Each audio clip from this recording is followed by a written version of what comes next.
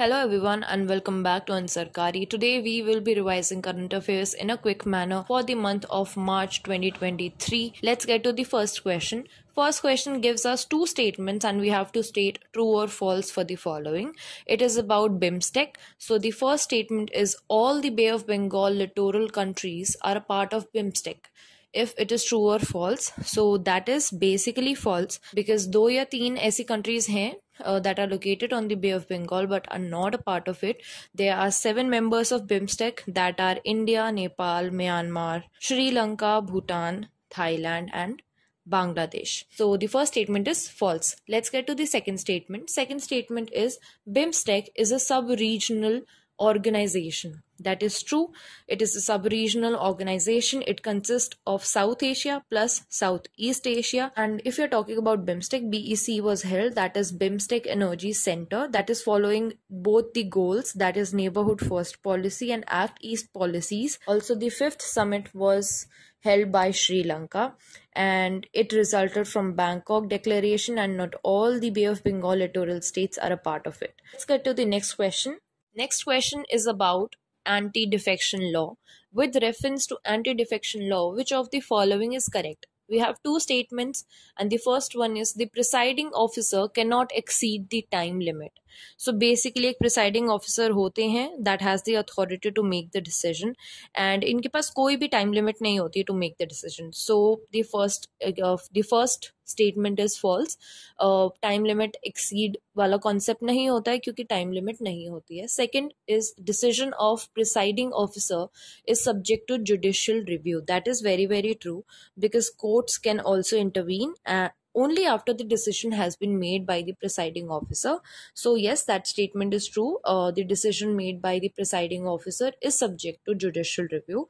If you're talking about anti-defection law basically objective ये है to maintain a stable government. So basically the origin of anti-defection law this whole concept started when in 1967 a Haryana MLA Gaya Lal he changed his parties thrice within the same day, and also court was very famous at that time, that is Aya Ram and Gaya Ram. So the origin of this whole concept started from there, and there is also an important schedule, that is the 10th schedule. It was inserted by 52nd Amendment Act 1983. It is applicable to both the parliament and the state assemblies, and the party can merge only on one condition. If 2/3 of its legislatures are in the favor of that merger, then the party can merge, and there is no specific time limit for the presiding officer to come up with a decision. It is also, the anti-defection law is also practiced in Bangladesh, South Africa, Kenya, Singapore, etc. Which of the lake is an example of Rift Valley? So the concept of Rift Valley becomes important in case of Africa also. So the first lake is Lake of Tanganyika, if I am pronouncing it correctly. It is sharing border with 3 countries, that is Democratic Republic of Congo, with Tanzania and with Zambia. Also it is an example of Rift Valley, and also it is the longest lake of Africa. So that is also important. It makes it important. Next is Lake of Victoria. Lake Victoria is not an example of Rift Valley, and it is located on the borders of Uganda, Kenya and Tanzania. It is the largest lake of Africa and it is very important. It is also UNESCO World Heritage Site. It is the source of White Nile, and also the equator line passes from it. So it is not an example of Rift Valley, but it is important, so note it down. Next lake is Lake Malawi. So Lake Malawi, so yes, Lake Malawi is an example of Rift Valley. Next is Lake Nasser. Is located in the country of Egypt, basically on the border of Egypt and Sudan. Also the Nile River passes. There is also an important dam, that is Aswan Dam, that is built there. And the Lake Nasser is not a natural lake, it is a man-made lake. So if we get to the next lake is Lake Edward. So Lake Edward, yes, it is an example of Rift Valley, and it is located on the border of Uganda and Democratic Republic of the Congo. So the ones that are an example of Rift Valley are, so 1st, 3rd and 5th are an example of Rift Valley. Also, here is a list of 10 largest lakes in Africa. First one is Lake Victoria. So also there are some other important lakes of Africa. You can refer to them. Let's get to the next slide. Next slide shows us a combination of names of cyclone, typhoon, hurricane, willy willy, and also in which area they are called. So first one is cyclone. It is called in Indian Ocean. Cyclone and Indian Ocean, that is correct.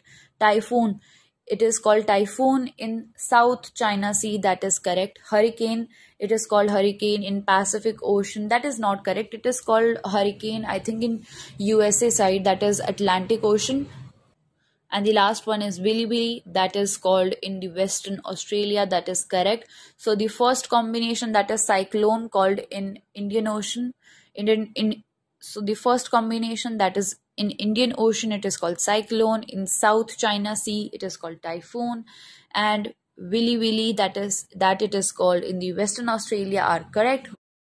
Meanwhile, hurricane, it is called hurricane in the Atlantic Ocean nearby the USA, not in the Pacific Ocean. So the first, second, and fourth combination are correct. Let's get to the next question. Next question is about western disturbances.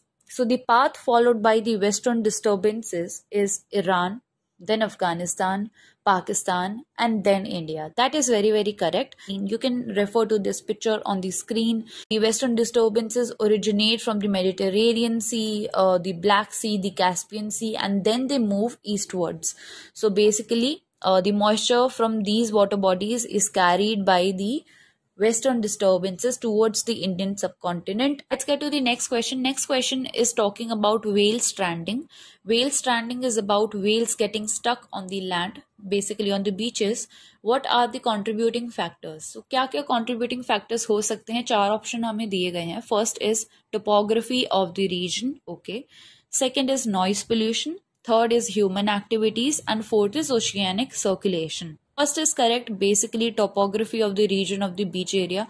It is true, it can be a reason. Second, noise pollution की वजह से काफी ज़्यादा impact आता है. That is also true. Third, that is human activities. That is also true. But oceanic circulation का कोई role नहीं होता in the whale stranding. So the fourth option is not correct.